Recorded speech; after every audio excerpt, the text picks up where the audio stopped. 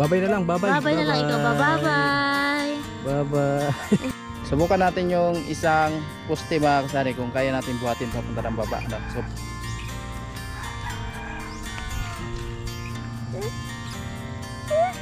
Huwag mo ipursa.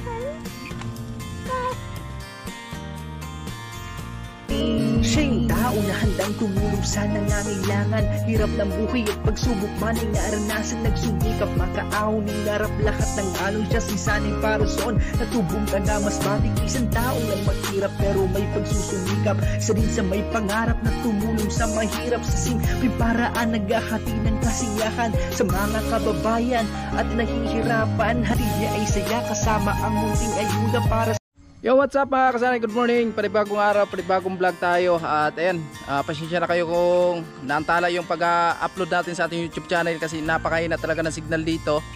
At ngayon po ay may plano ako mga kasari na mag-skim coat dito sa loob ng bahay. Kasi habang nag-aantay tayo sa ating counting sahod sa YouTube, kasi yun po yung pamasahe natin papunta ng Kamsor. So yun lang po yung inaantay ko, siguro mga 24 or 25. So babalik tayo ng Kamsor, no. So ayan, abangan nyo na lang kasi meron tayong vlog dito sa skim coat natin dito sa loob ng bahay. Kasi kahit papano, so medyo makinis naman yung pader niya, no. So kasi yung baby namin ay galang-gala talaga dyan sa loob.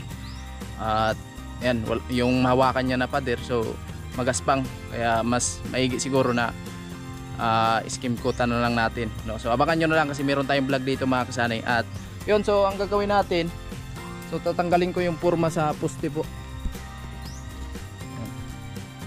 Ito na po yung nasimbol natin, so bali 4.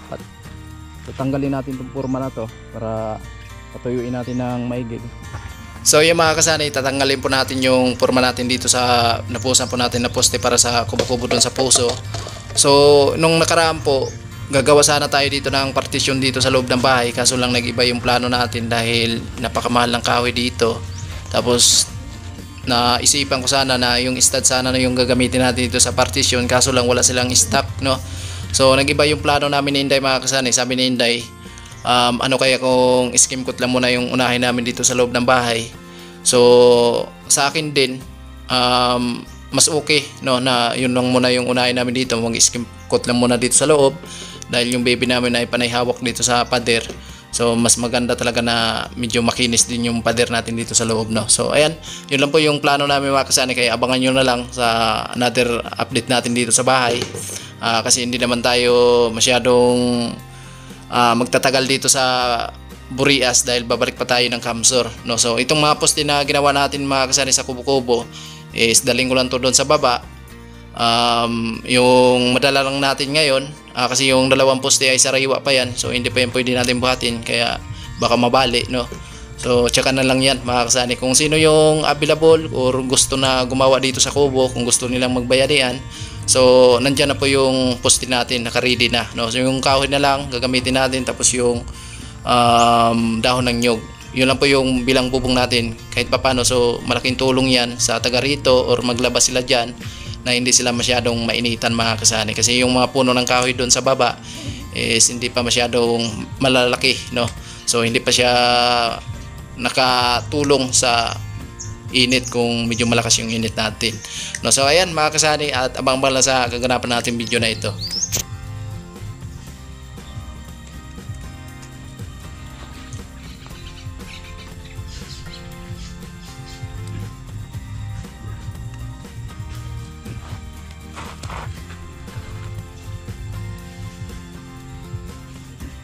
So ay mga kasani, yung dalawang poste na na-stack natin dito nung nakaraan po na nabuhusan po natin, so yun lang po yung dadalhin natin sa baba, kasi yung dalawa medyo sariwa pa, hindi pa natin pwedeng pwersahin yan, baka mamaya po ay mabali, no. So baka bukas, so pwede na natin dalhin yan.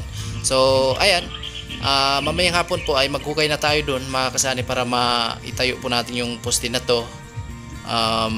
Siguro yung dalawa lang muna yung maitayo natin, kasi yung dalawa nga ay bukas pa natin dadalhin yan mga kasani. At yung kahoy na gagamitin po natin dito is yung natural lang na bilog siya, na hindi sininso, no. Kasi yung gagamitin natin na bubong dito, yung dahon lang ng nyog mga kasani. Wala nang maraming arte pa mga kasani ito, kasi importante lang na hindi sila mainitan dito.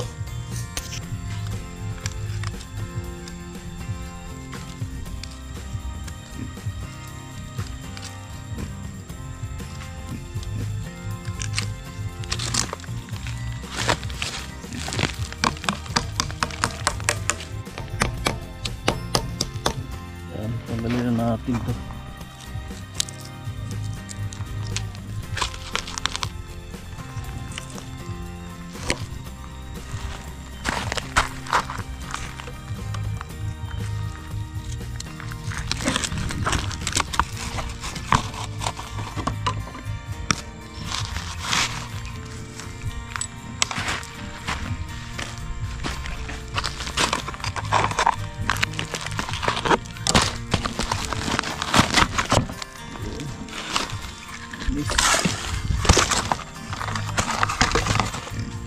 Yun na.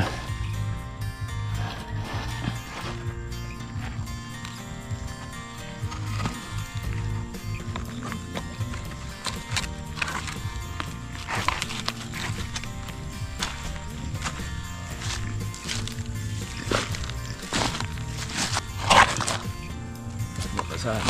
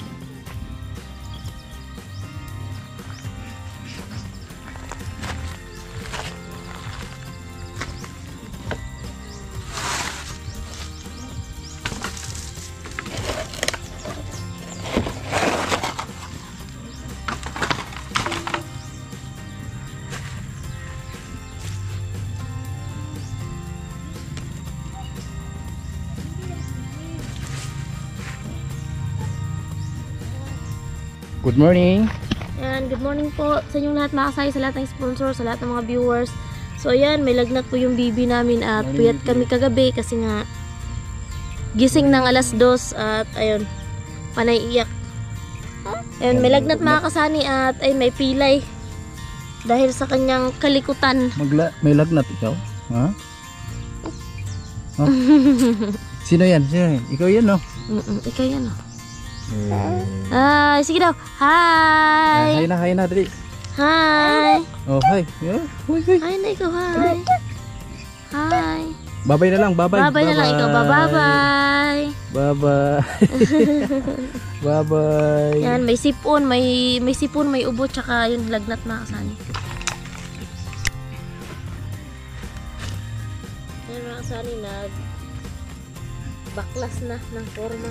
Baklasin natin ito kasi para maano na. Para madala natin sa baba. Madala na papunta sa baba at alam kong medyo may kagaanan talaga yan. Mabigatin pala to, yung isa. Mabigat? Ano? Pero kayang-kaya pa saan eh? Hindi. Hindi kaya. Mahirap yan. Sinubukan ko nga yung buhatin dyan eh. Yung dulo lang. Pero ang hirap. Naangat mo. Ha? Naangat mo. Yung dulo lang.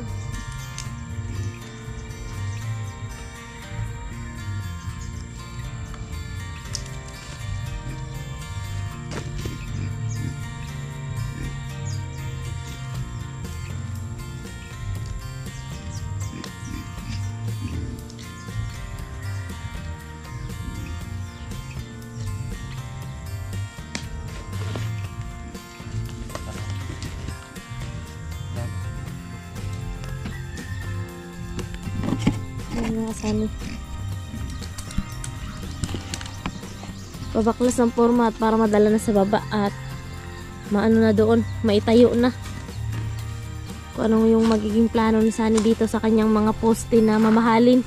Ayan, shout out po sa lahat ng nag-share ng blessing sa puso. Ayan, shout out kay Ma'am Swanis Angel, at kay Kuyang, Kuya Obet, Kuya Rolando and Ate Helen, Ma'am Asinit and Sir Marvin, Kuya Livy, and kay Sir Aguila. Ayan na. Tinanggal na ang forma. At ayan na yung bibi ko.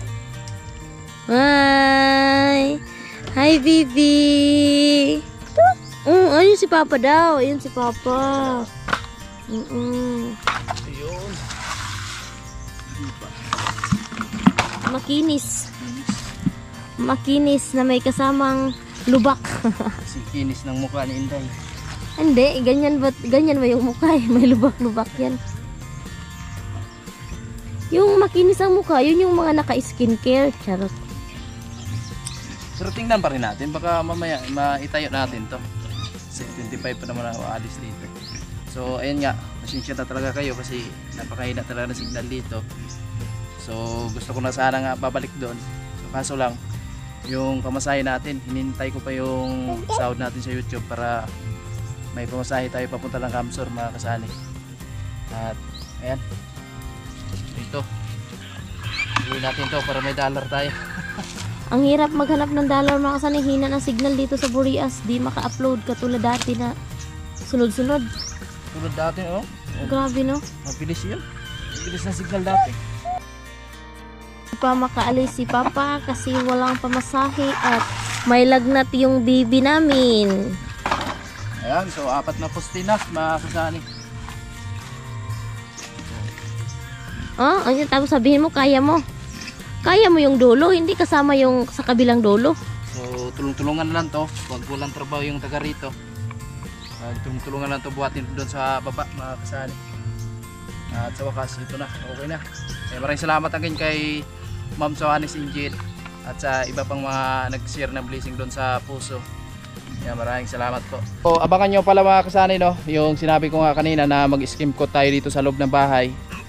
So abangan nyo lang kasi kahit papano, so mayroon man tayong konting sahod sa YouTube, at least meron tayong nakikita po sa ating sahod, mga kasani.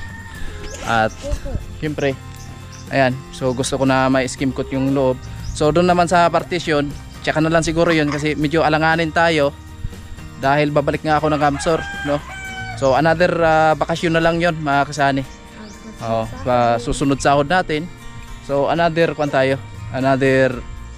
trabaho tayo dito sa bahay, no?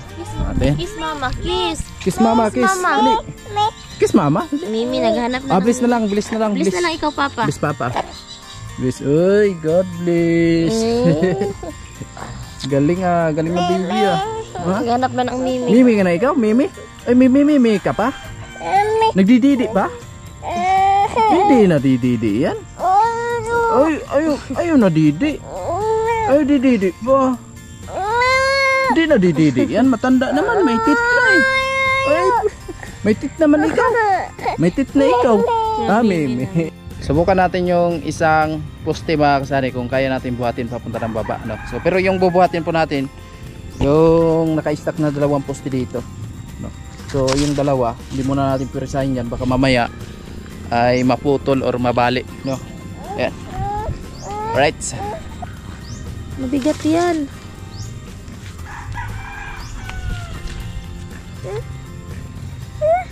Huwag mo ipirsa. Mabigat nga. Ayaw. Kayang kaya.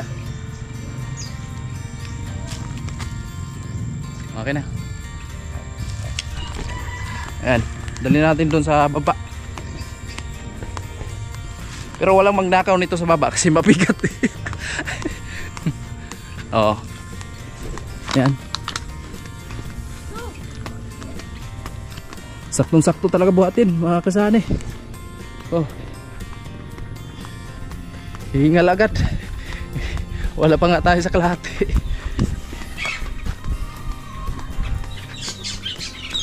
Iba talaga yung lakas pag umaga.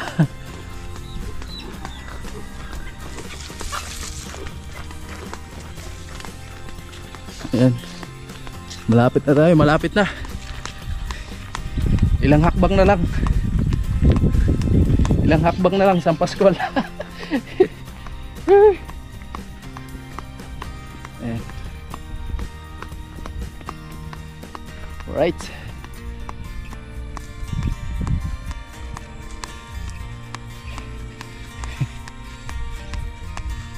Pag ganito kasi poste, matibay ito kaysa kahoy. Kasi babad siya sa tubig, no?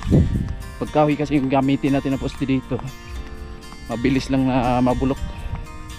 So mas maganda to kasi forever na talaga to. Hindi lang mabali, wag lang mabali siya. Oh, dito na tayo. So ibilad natin to sa init. Dito natin ilagay sa medyo mainitan siya. So wala makabidyo sa atin. So ayan na yung isang poste natin mga kasani. At dito tayo maghukay para sa poste, no? Yan, kasi sobrang init talaga pag walang silungan. At yung bubong natin mga kasani is daw ng nyug lang, no? Yan, so ito na po yung na-flooring natin nung nakaraan. Tapos yung mga hollow blocks hindi ko na lang sinama sa pag-flooring, kasi magagamit natin yan. May plano ako dito na lagay tayo ng tubig na istakan, no, yung puro tangke lang na maliit. Haggard. Ayan, nabuhat natin na isa. So maganda yan, yung poste na yan. So maraming salamat doon sa mga nag-comment na mas maganda daw yung mga ganitong poste na gamitin natin dito sa puso. So mas maganda talaga at sinubukan natin. So again, yung mga kasani, abangan nyo na lang sa another update natin dito, kasi 25 pa naman yung alis natin papunta ng Camsor. So baka mamaya po maghukay ako dito para ipatayo natin yung poste. So yung dalawa kasi parang sariwa pa kung buhatin papunta dito pag ako lang yung bubuhat nun. So baka maputol, no? Baka mamaya kung meron tayong katulong na pagbuhat nung dalawang poste na yon, so dalhin po natin dito sa baba. Ayan. Alright, pangalawang poste.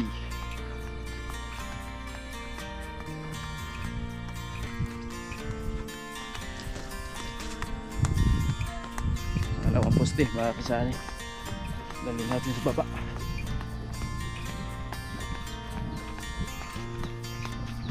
Sakto-sakto talaga buhatin. Estimate ko parang 50 kilo. Mga 50 ang bigat niya.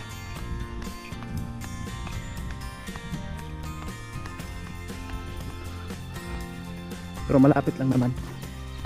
Ayan.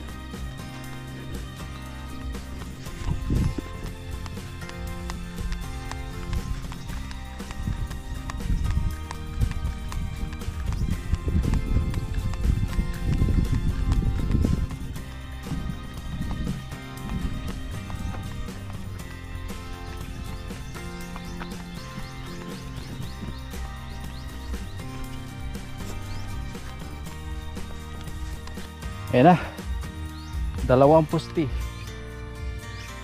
Ayan, so yung dalawa na lang mga kasani papunta dito, dali natin. Pero hindi muna natin buhatin ngayon dahil sariwa pa yun. Right, subukan natin yung poso.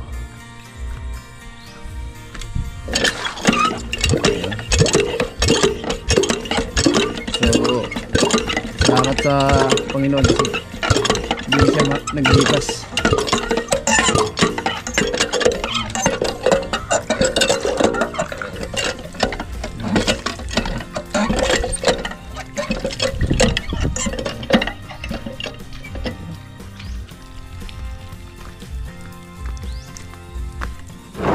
Abangan nyo na lang mga kasani yung paghukay natin dito para maitayo na po natin yung apat na poste dito sa kubo-kubo natin at maghukay tayo dito kasi hindi naman gaano kalakihan yung hukay niya mga kasanay kasi maliit lang naman yung poste natin, no?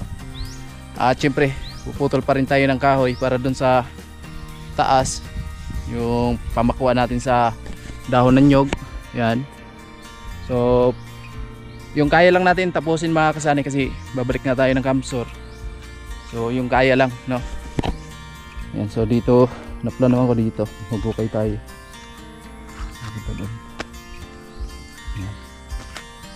So ito na po yung mga kahoy.